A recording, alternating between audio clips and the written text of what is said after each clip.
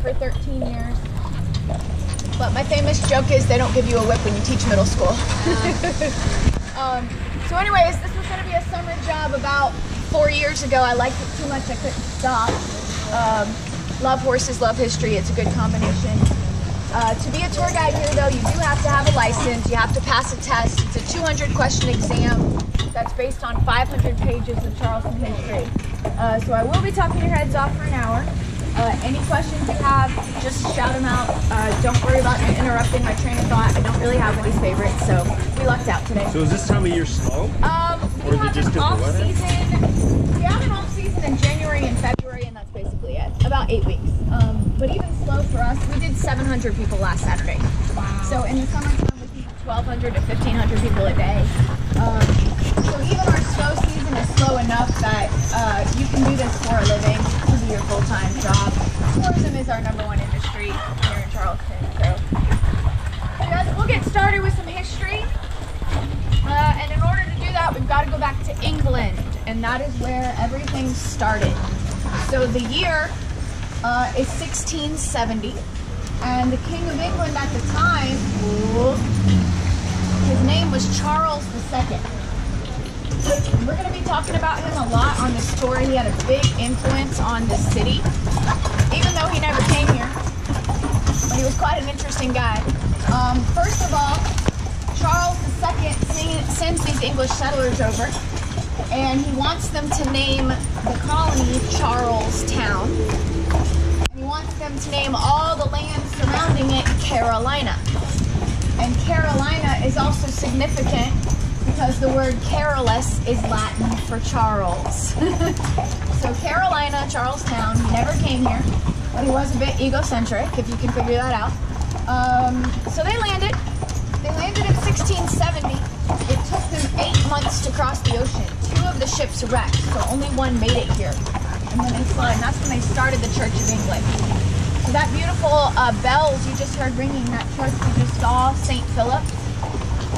St. Philip's Anglican, and what the word Anglican means in Latin is Church of England. The Anglican Church was founded in 1680, so that is the oldest congregation in our city.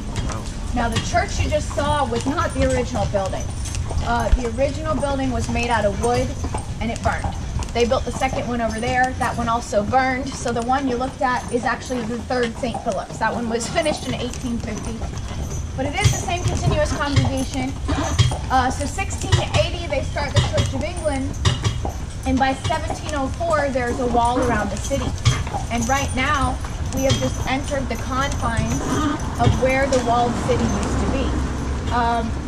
We had a drawbridge, we had a moat, we had 4 lookout towers, we had about 62 acres inside of the wall. So what you're going to notice, great question. So we are not south of Broad yet. That's Broad Street straight ahead. So we're headed into the most expensive neighborhood on the peninsula, and it's actually called south of Broad. And that's basically defining everything that's south of Broad Street. Now our peninsula is 3 miles long, 1 mile wide.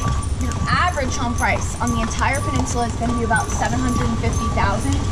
Once you cross Broad Street, your average home price is going to be about $3 million. So what you're paying south of Broad is about $500 to $1,000 a square foot.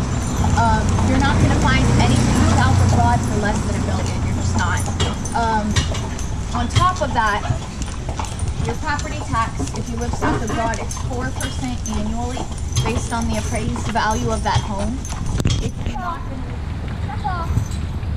not allowed to have any bars next to the city, and that would be Rainbow Row. Starts at 107, goes to 79 East Bay. We are still inside the walled city, so these are colonial row houses.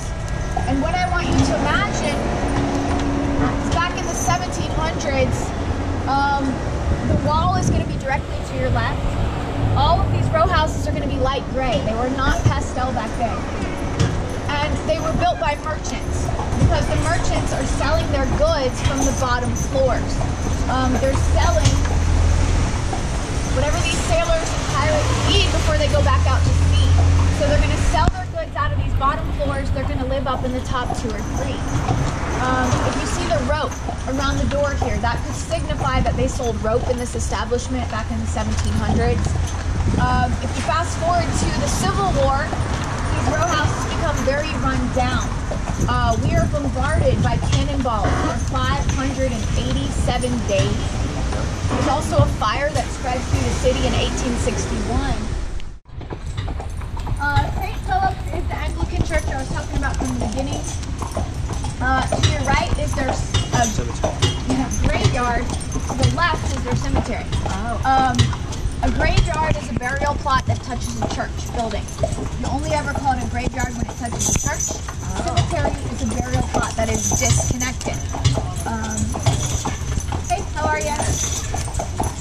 Used to be all one graveyard, then they built this road, they finished Church Street.